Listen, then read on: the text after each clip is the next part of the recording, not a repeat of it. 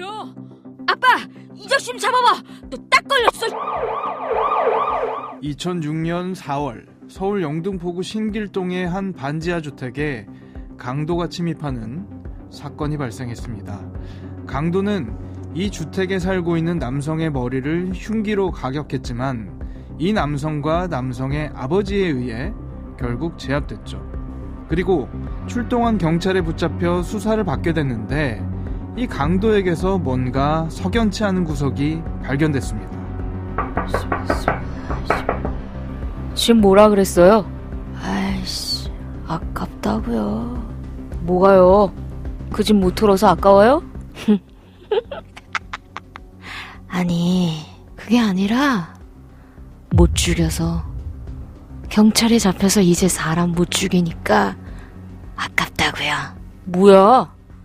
사람 피해서 무슨 냄새 나는 줄 알아요? 향기가 나요, 향기가. 이 자식 뭐야? 단순 강도 아니었어? 절도, 성폭행, 살인?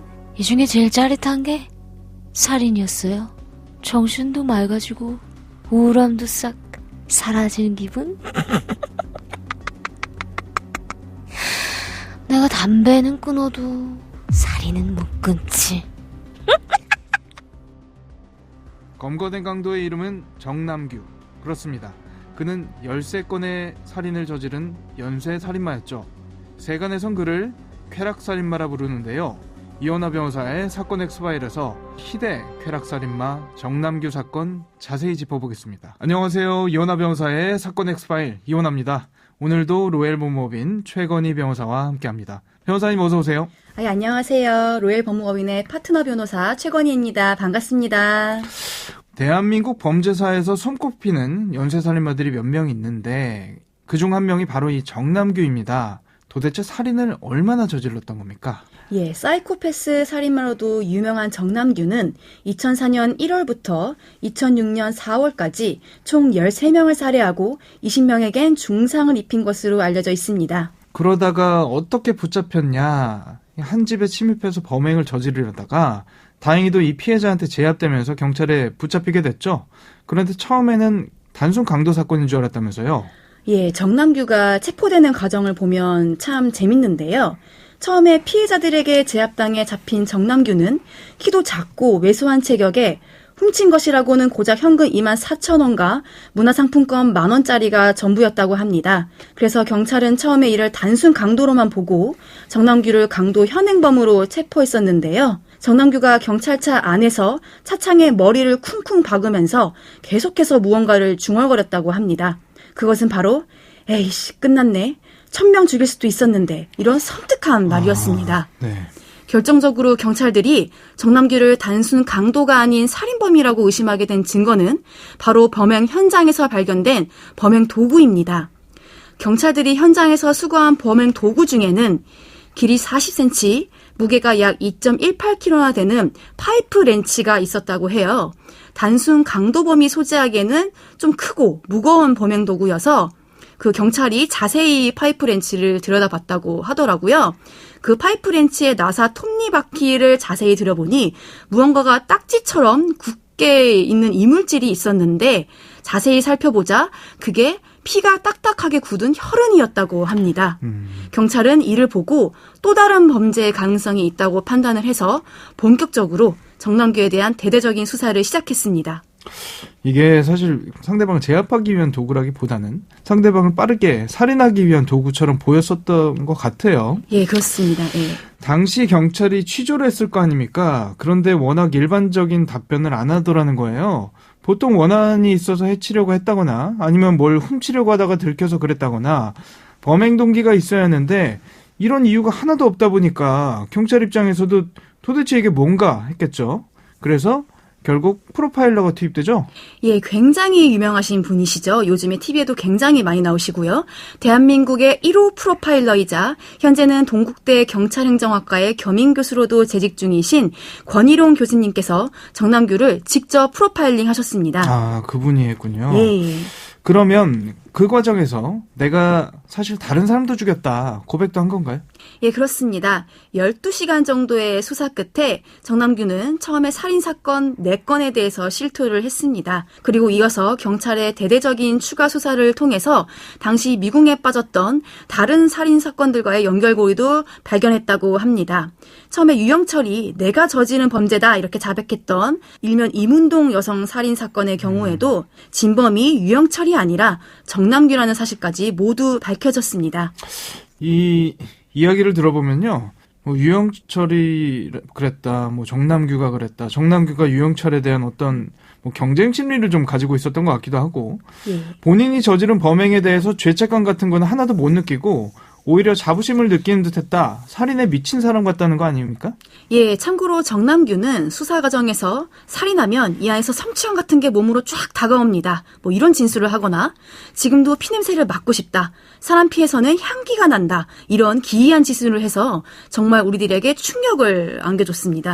소름 끼치네요. 예, 쾌락살인이라고 하더라고요. 네, 또한 정남규는 살인을 하면 정신이 맑아지고 뭐 만족감이 느껴진다면서 또 우울함이 사라졌다고 합니다.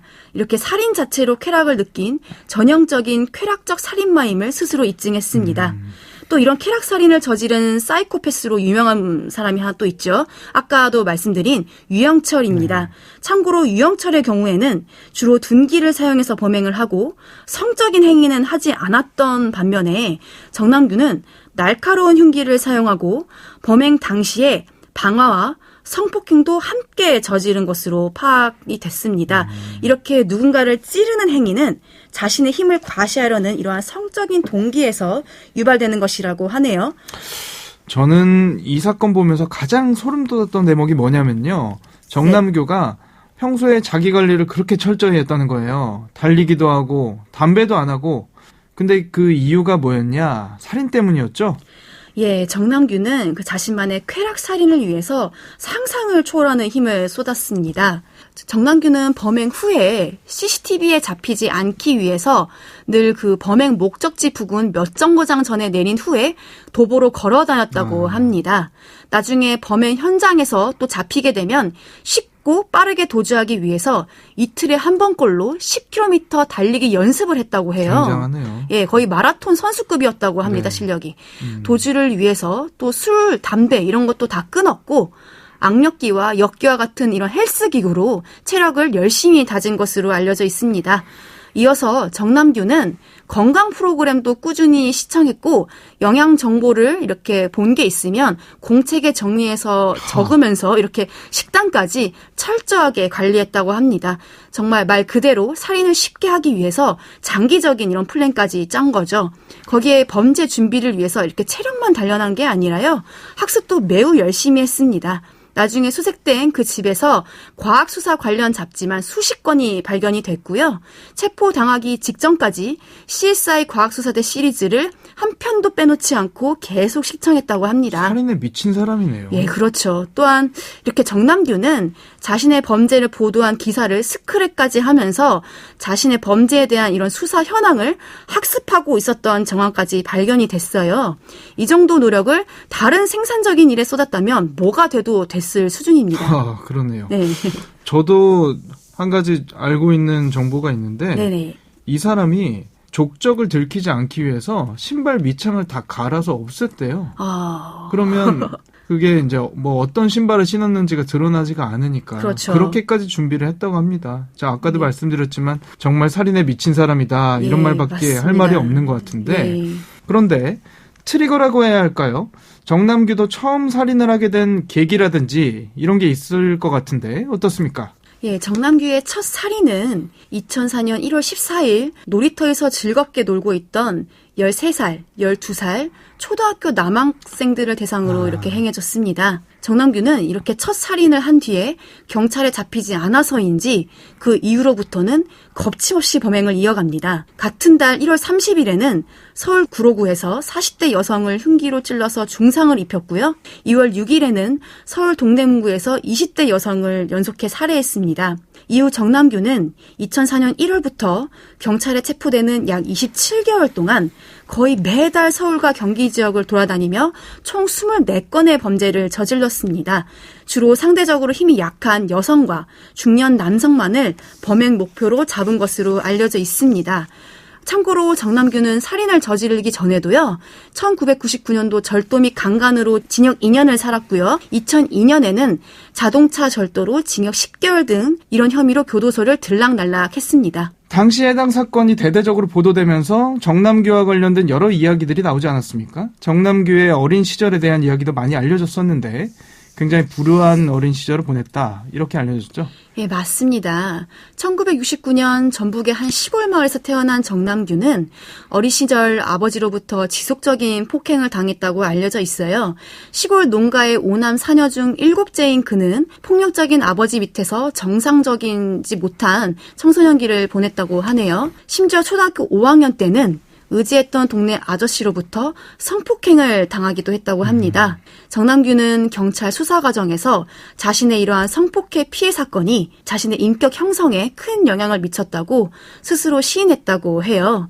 이렇게 불우했던 어린 시절의 경험으로 정남규는 타인과의 관계를 형성하는 데 큰 어려움을 겪은 것으로 보입니다. 정남규는 고등학생 때도 학교 폭력과 집단 괴롭힘을 당했고 군대에 가서도 심한 구타와 가혹행위 등에 시달리면서 반사회적 성격을 갖게 된 것으로 알려져 있습니다. 물론 불우한 어린 시절을 보냈다고 해서 범죄를 저지른 것을 정당화할 수는 없습니다. 그런데 정남규라는 범죄자가 일반인이라면 도저히 이해할 수 없는 행동을 워낙 많이 보였기 때문에 범죄 동기를 파악하라는 측면에서 참고할 수 있는 정보 정도로 생각해보면 될 것 같고요.